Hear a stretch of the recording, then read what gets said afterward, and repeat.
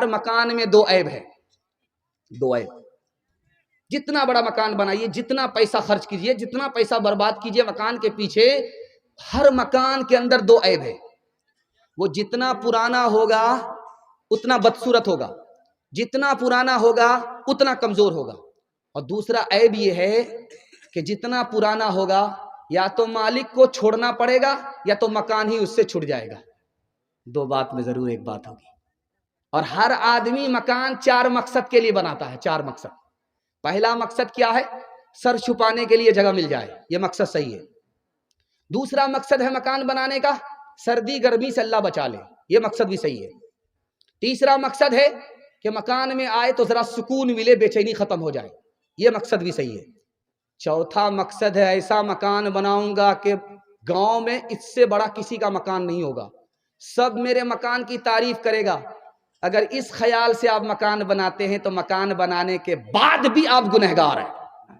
اللہ کے رسول فرماتے ہیں کہ دنیا کا سب سے بیکار پیسہ، بیکار پیسہ، بیکار پیسہ، نکما پیسہ، بیکار پیسہ، کسی کام کا پیسہ نہیں، وہ کون ہے؟ جو مکان میں لگتا ہے۔ وہ پیسہ پانی میں چلا گیا، وہ اوپر نہیں ہوگا۔ تجارت میں پیسہ لگاتے تو پیسہ پیسے کو کھینچتا، بے وقوف ہو، مکان میں کمر توڑ پیسہ لگا دیا، دریا میں پانی ڈال دیا، دریا میں پیسہ ڈال دیا۔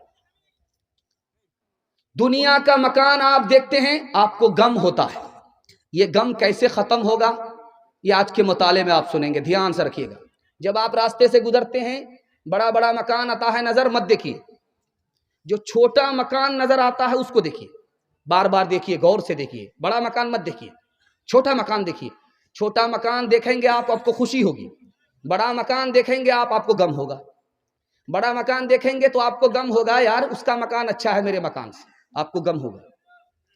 چھوٹا مکان دیکھیں گے تو آپ کو خوشی ہوگی، یار اس کے مکان سے تو میرا مکان اچھا ہے۔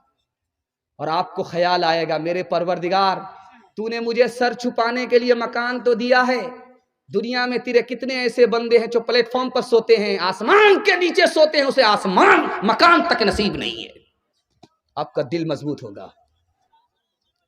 دھیان سے سنیے گا جو میں آپ کے سامنے مطالعہ رکھنے کے لیے جا رہا ہوں۔ مسلمان بادشاہ، اس کا نام مسلمان بادشاہ، برونائی کا سلطان، جانتے ہیں ایک گھنٹہ میں کتنا پیسہ کماتا تھا؟ 1,35,000 ایک گھنٹہ میں کماتا تھا۔ مسلمان بادشاہ، برونائی کا سلطان، کتنا کماتا تھا ایک گھنٹے میں؟ 1,35,000۔ یہ پیسے کا وہ کیا کرنے لگا؟